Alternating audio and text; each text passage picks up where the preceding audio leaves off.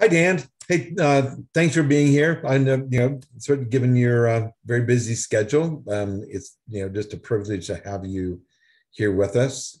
Um, let's get started by having you, just give a brief overview of the history of, therapy with narcissists. So, it's a tough area. So, tell us just sort of how it's progressed, and how we've gotten to where we are today. Sure. Well, maybe what I'll do, Frank, is give you the sort of 1,000-mile view Sure. of just therapy in particular. And it really begins with what we think of therapy. We think of it as a secular enterprise for the most part.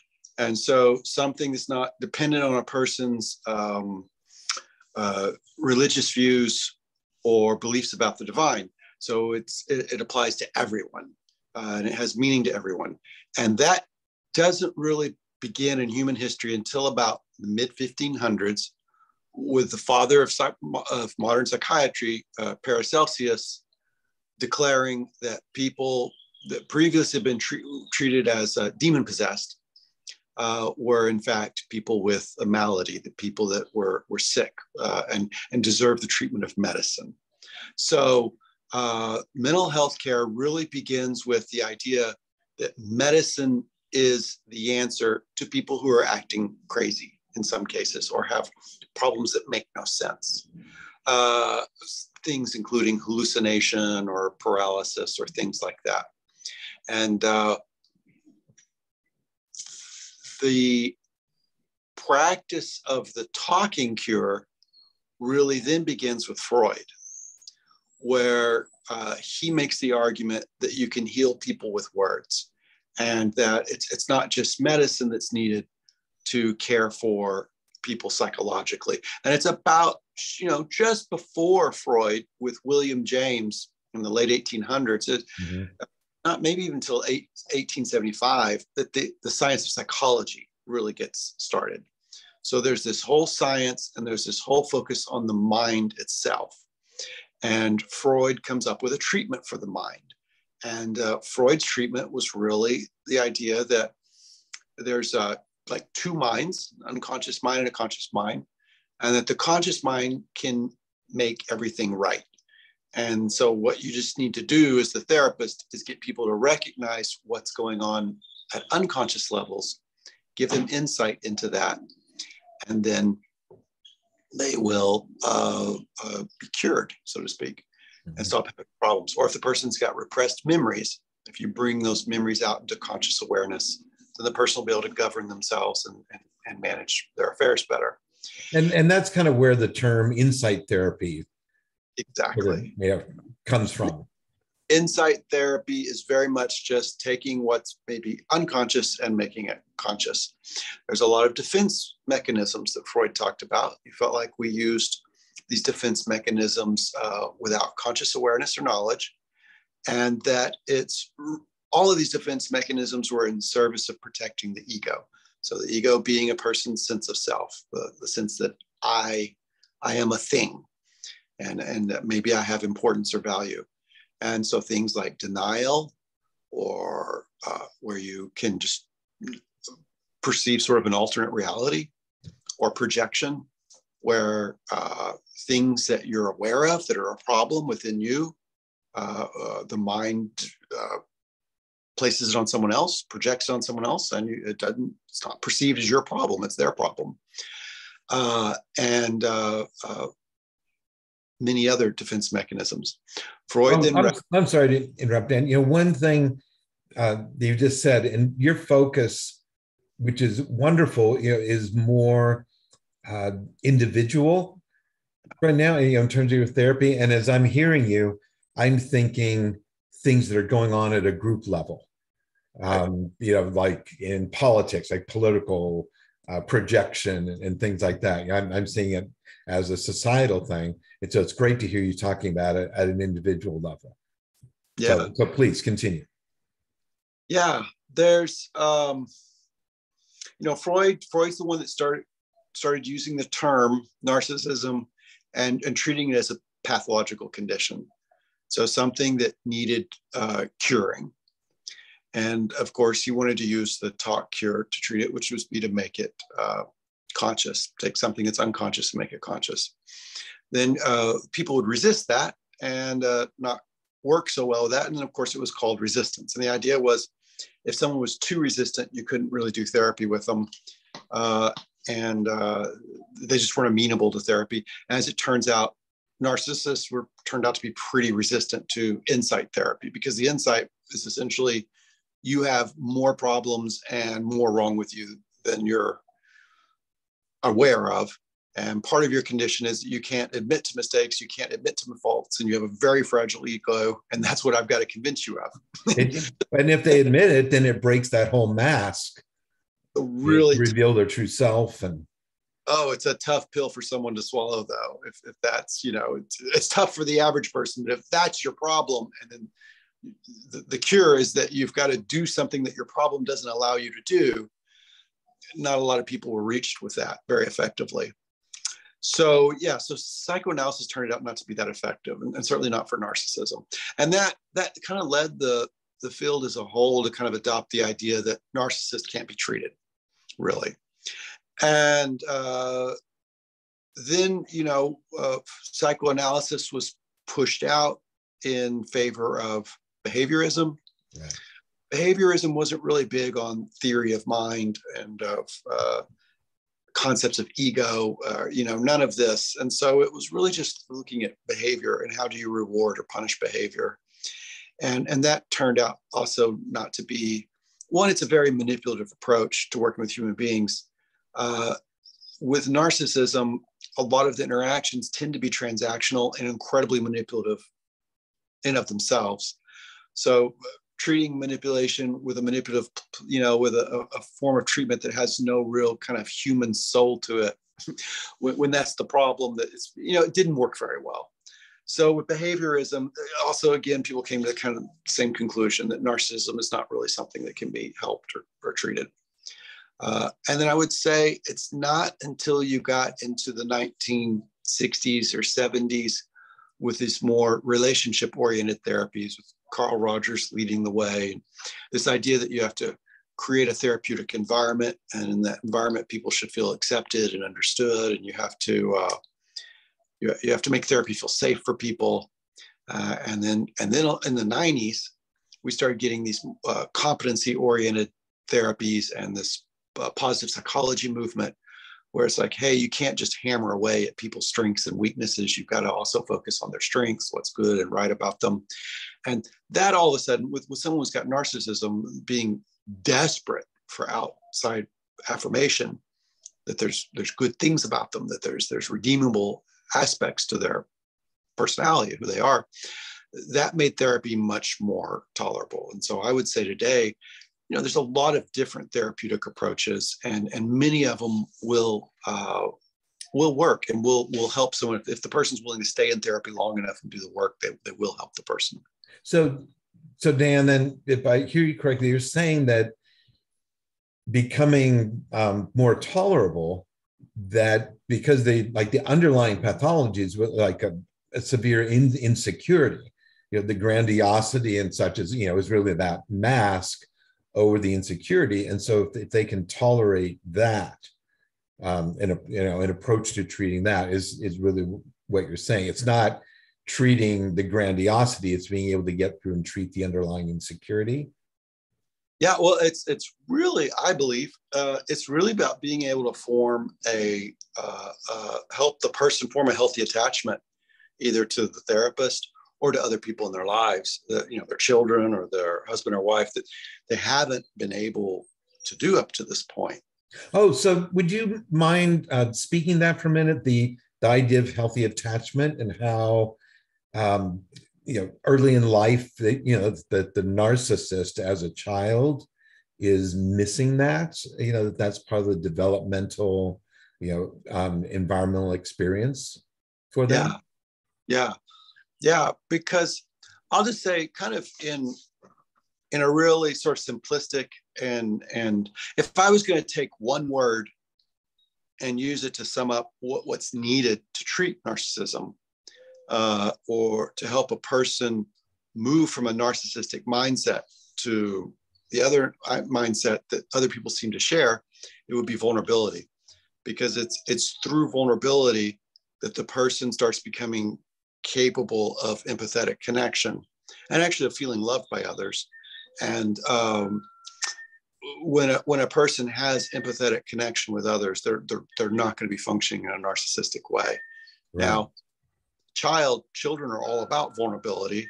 We come into the world very vulnerable, but if you don't have a parent, if you don't have someone there who will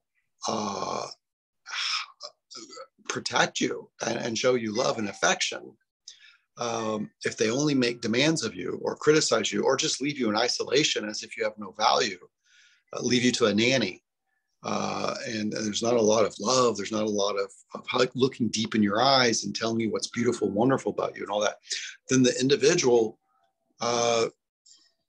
grows up very closed off from others with a lot of pain and stuff they don't even want to revisit from childhood. As far as loneliness, it's some of the worst kind of pain. You can be in a very wealthy home and have your every physical need met. But if you're living there as if your existence has no value and no meaning, you can have so much tremendous pain in childhood that you never want to think about or remember it. And so individuals will often sort of block that out and kind of create a story. I had a great childhood, and it just kind of stops there. Mm-hmm. So the person is not even very emotionally aware of their own beginnings or of what their own emotional needs are, and instead starts creating stories. And the stories are going to focus on their achievements and their greatness, and it's just going to shift away from I have value in life because of the people I'm connected to, which is what's considered more healthy, to I have value because of the objects I possess, or because of the status I achieve, or because of the money I have. So it shifts from people to objects, essentially, and status. So one of the things then that I hear you saying is that it doesn't matter if the individual is abandoned or over compensated, that the lack of attunement, the lack of connection is the important factor, and it can be expressed by a parent in either direction. They can be smothered with gifts, or they can be abandoned, but the key is that there's no connection, emotional connection, right? Emotional connection, and especially during moments of vulnerability. So the child's vulnerability is not noticed, or maybe even denied. I've given you everything. Why should you be sad? You have everything. And so there's no love shown at moments of vulnerability. And it leaves the person desperate for attention, desperate for recognition from others, and desperate to be loved, but they'll be trying to achieve the love by being the best, by working like a workaholic to rise to the top of the organization, or to make the most money, or it's almost as if they're living their whole life trying to prove to a parent, I'm worthy of love. And the bummer thing is these individuals will rarely make themselves vulnerable to others because they haven't learned to trust others. And by doing that, they're depriving of themselves of the very thing that would cure them, as far as my perspective goes. So when I've made progress with individuals who came into my office clearly struggling with narcissism in obvious ways to me, the therapy only really begins with individual once you can get them to make themselves vulnerable, mm-hmm. and which means they're putting themselves at your mercy. It means they're sharing stuff with you they've never shared. They're trusting you. They're giving you something that could be used to humiliate them or shame them or whatever, and you're responding with love and care. How are you able to do that? I mean, that sounds like one of the most difficult tasks on the planet. It's to get a narcissist to become vulnerable like that. One of the most difficult. There's a couple things going on. One, typically a narcissist isn't going to really want the therapist in charge of the session. Mm-hmm. Typically, the narcissist isn't coming into therapy thinking, wow, this must be a really smart, caring person who's going to do a lot of good for me. Like that's not their mindset is, he's going to try to play mind games with me, and we'll see who comes out on top. And so competition, and there's going to be a lot of desire to control the conversation, or maybe even control through charm. Oh, you're so brilliant, Dr. Short. when you said such, you've got years of training. I can see that you've done, and they're laying all this on you to control the conversation and to manipulate the situation. So none of it's sincere. Inside, they're thinking, here's another screwball that I'm gonna run him around the tracks. So the individual's not rude, or the person may be rather hostile and using intimidation, and could be yelling at you as the therapist or whatever, or just giving you that look, that stare down, the Caesar Milan stare down that he does with the dogs. It's the person doing it to you because they have no interest in you out dominating them. The problem being, if you just follow the person's lead, if they were willing to come in for years and years of therapy, it could be years and years of wasted time. And so you've got to move fairly quickly to take the lead somehow in the conversation so you can get it in a positive, productive direction, or you can get them to doing this very thing they don't want to do, which is to make themselves vulnerable and start sharing stuff with you that's scary for them. So how does someone, how do I state, even get started as a clinician treating narcissists? I mean, this doesn't sound like something, hi, I have a PhD, I've just hung my shingle on the wall. Oh, a narcissist, great. This sounds really, really difficult. It's really, really difficult because narcissists tend to have a predatory instinct in them. And the predatory instinct, it's the same like with a snake. You have these snake handlers or whatever, and they may have a snake that they've cared for and fed its whole life. And the snake will be fine with them unless they bend down in such a direction that they open themselves up for a strike. And if they show their neck or whatever, they show vulnerability, the snake will instinctively attack them. Or the leopard or whatever the person's been, if the person's working with and handling a predator, if they expose their neck or they show vulnerability, they'll be attacked. It's instinctual. And so the same is true often with narcissists, especially hostile narcissists. And so if the therapist thinks they're being polite by maybe not interrupting the client, or by maybe they're just being, I don't want to seem superior to you, so let me talk about some of my faults, or let me talk about things that are tough for me. Oh, sometimes it's tough for me. I went to see a therapist, and it was at first opening up to that therapist was really a struggle for me. And as you make yourself vulnerable, the narcissist is quietly listening and logging away some of this stuff to attack later when they feel uncomfortable or when they feel threatened. And they may actually be seeking information about the therapist, how they felt when they first got married, or about their children, and they're collecting very personal information. And they could potentially flip all that around on the therapist and come back with a very intense hostile attack. Or if they're displeased with the therapy, even go to the licensure board, or go get an attorney, take the person to court, and all of a sudden you're hearing this very personal stuff that you thought you were sharing to make it easy for the other person, and they're looking to bury you with it. Well, see, this is one of the things that we talked about last week with Renee, Sanger Albert. In the legal system, it can be difficult to get an expert witness to come in to talk about a narcissist because of all the attacks that they're opening themselves up to. Sure. And it's one of the problems in the system. Yeah. So how far do you think, how far have you gotten with narcissists? It's an inherent personality disorder. My perspective is it can't really be cured. You can help them become more functional. So, so where do you get with them? My experience is it can be cured. Really? Okay. Yeah, I've had lawyers, surgeons. Those are two fields that attract narcissists. Who came in acting as raging narcissists,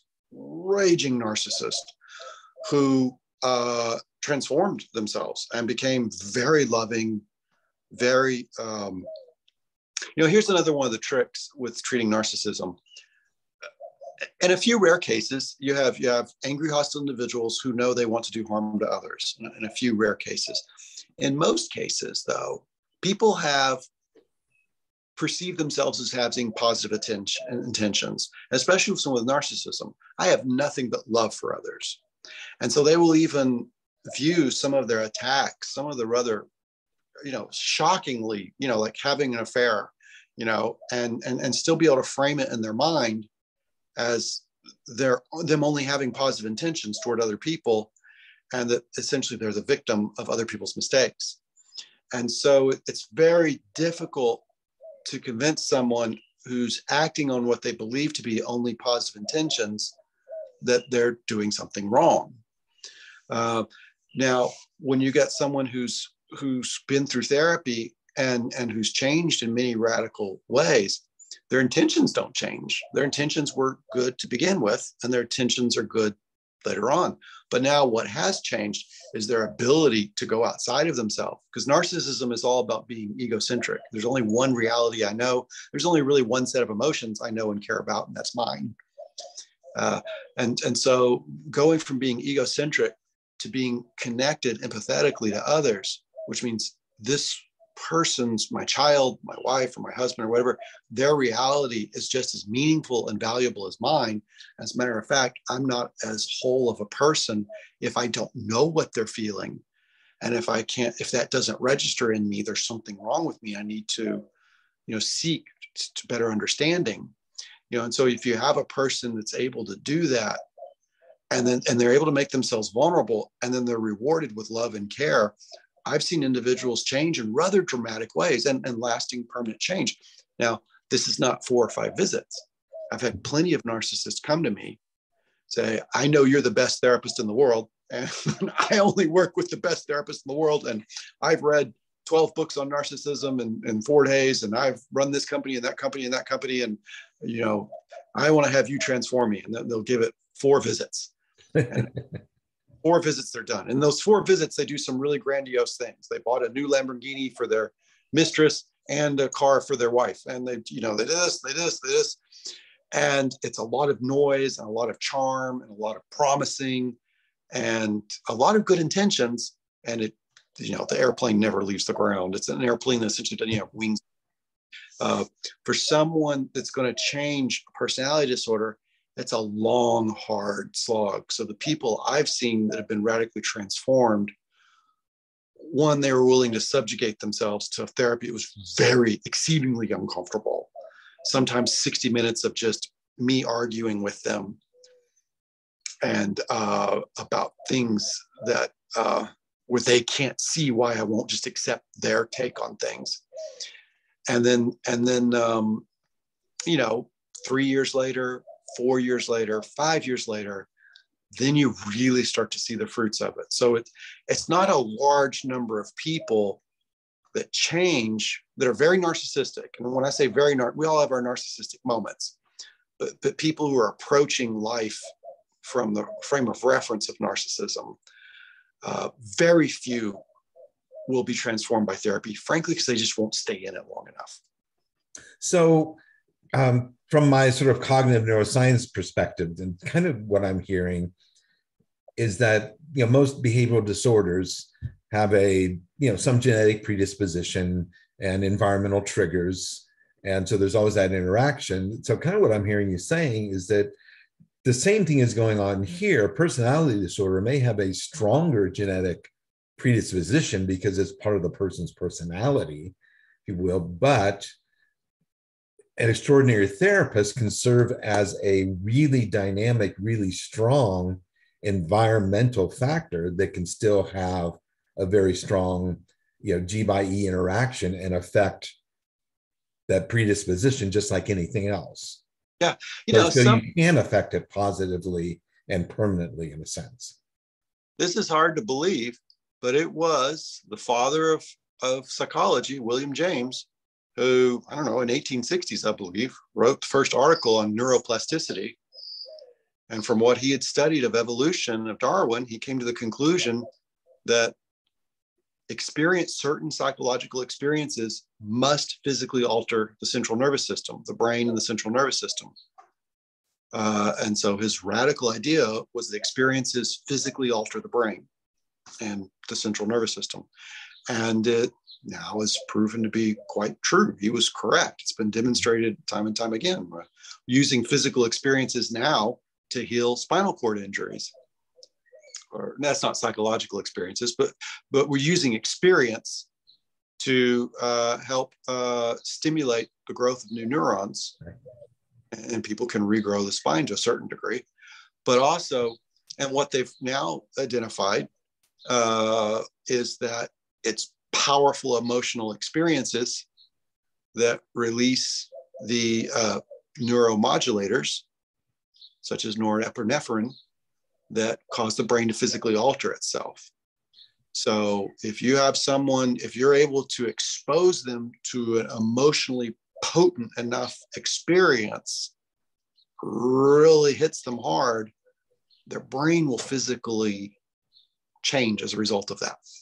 Well, you can, in treating psychopathy, they have a oxytocin nasal spray that's been shown to change people's, opinions about different situations and stuff just with a squirt of oxytocin, which is phenomenal, and they've shown relationships between a particular variant of an oxytocin receptor and, tendency towards psychopathy and things like that.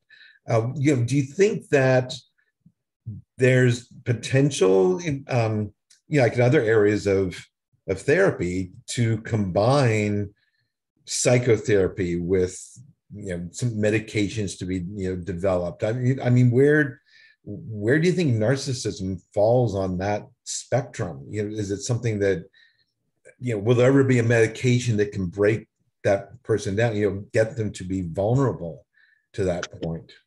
Yeah, that's a neat question. I don't know of that existing at this point. I do know, I would think it would be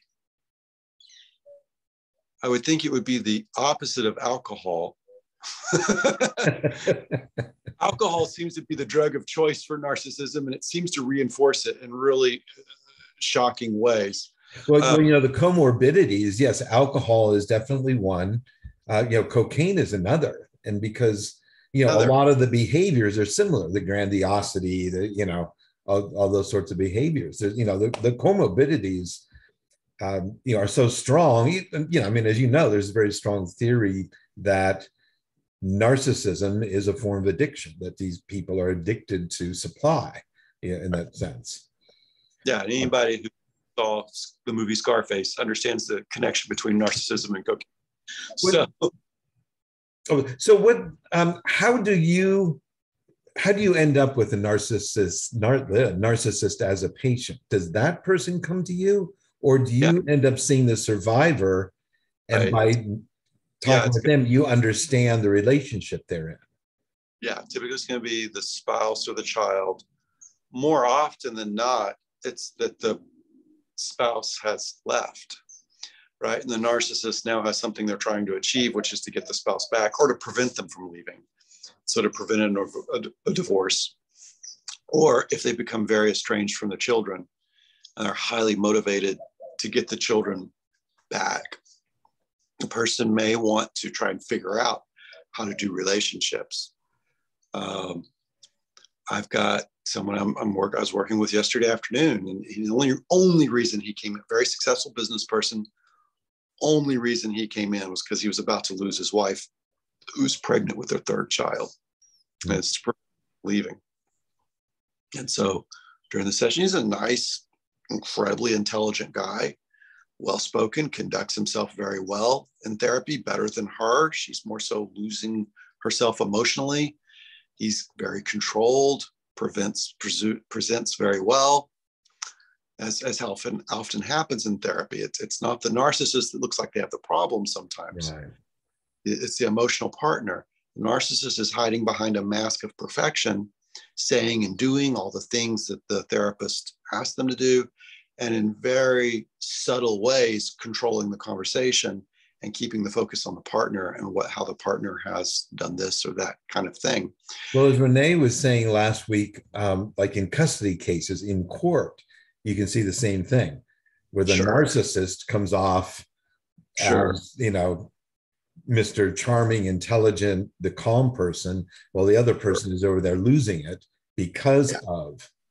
Yeah. Yeah, it sounds you uncover it pretty quickly when you turn to the person who's looking so put together and everything, and talking about how they're trying to help their poor wife and how this and that, but nothing they do seems to work. And she, as the guy was saying yesterday, well, honey, have you noticed the correlation with me not having sex with you often enough and some of these events? Do you see that there is a correlation here? Kind of implying again that she's essentially crazy, and that he's constantly having to do things to meet her needs, even sexually. Otherwise, she just acts crazy. And so you ask the person, excuse me, just a moment, because they're not going to necessarily want to turn the therapy session over to you. So you have to cut in at some point. Excuse me, this isn't going to go anywhere unless you're willing to confess a mistake on your part. Well, what's your part in this? What's the mistake you made? And a person who's narcissist will not really be able to give you a real mistake. They might say, well, my mistake was, I guess I trusted her that she would do this. And then, and I gave her this opportunity. And I gave her this opportunity. And I should have just come down on her sooner. Like, well, that's not really you confessing mistake. That's you blaming her, and that's you making yourself look superior and her looking inferior. So now they realize I'm not messing around. Now they tense up, right? Because I accused them of something. The therapy's not going to go anywhere with you just accusing your wife of having problems and not being willing to confess anything on your end. What did you do wrong? Right? Now they get angry. Now they get intense. And so you have to have some tolerance as a therapist for someone maybe temporarily hating you. Not okay with what you're doing. But then you've also got to, if you can get them to be vulnerable, if you can get the person to confess a mistake, then you need to treat them with ginger care. You need to be very careful with their ego. You need to congratulate them. You need to always treat a person with respect, never be disrespectful. Sure. But you have to show a certain amount of readiness to take charge. Otherwise, they'll never give you that opportunity, and the therapy will go nowhere. So it's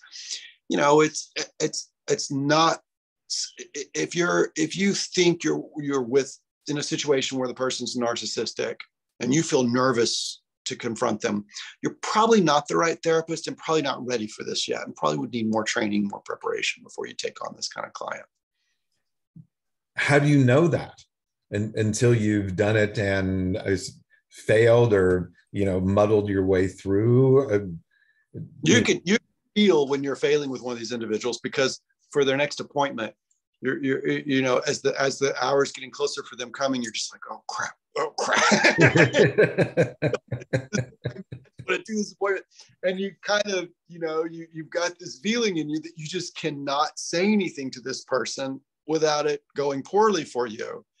And under those even though you're trying to be kind, you're trying to help, under those conditions, you're probably working with a narcissist. And if you're not willing to have the person stand up and walk out of the office, and you say, well, I am here to help, but I'm not going to waste, I've got other people I could be working with. No, I don't want to waste my time. I don't want to waste your time.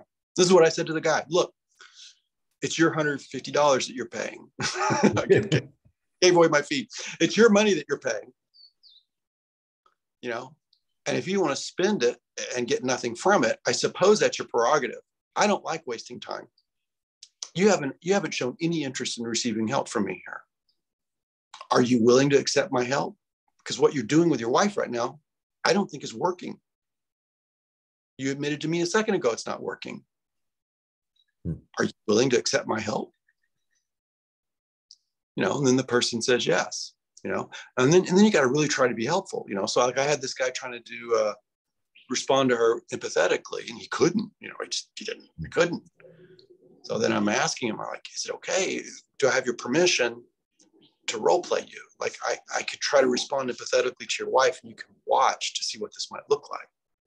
Right? So you're really and truly trying to help the person, right? You have nothing but their best interest at heart, but you be willing to come on fairly strong, or they'll just out dominate you and take control of the session, and the therapy will never get anywhere. That's my experience. Unless the person's a covert narcissist, in which case they may just be smiling and telling you nice things and seemingly cooperating, but in their mind, they're thinking this person has no clue. You know, I'm so superior to this person, and they're so caught up in their psychological theories. They have no clue about the real world, but they don't tell you that. That's their little special secret in their mind, is that you're inferior and that they're in a superior position. So you're not really getting anywhere with that person either if they're doing that. Dan, I know that you actually have clients coming up. It's a privilege, to know you and have your input and to be working on this project with you as well. And I think it's a privilege for people to have you as their therapist. Because from other clinical psychologists that I have spoken with over the years, you do have this way of being direct, firm, and yet not in a harsh way. I mean, even if it sounds harsh, it's still not harsh. I think that your ability or your intention of always helping still comes through all of those words, regardless of how they're spoken. And so I think that's a real gift. Thank you for saying. I consider it a privilege to have you as a friend, and I see you doing a lot of good with this topic of narcissism. I'm glad you're drawing attention to it. It needs attention, doesn't it? Okay, Dan, thanks so much. And we'll be in touch very, very soon. So take care and thank you. You bet. Bye-bye, Frank. See ya.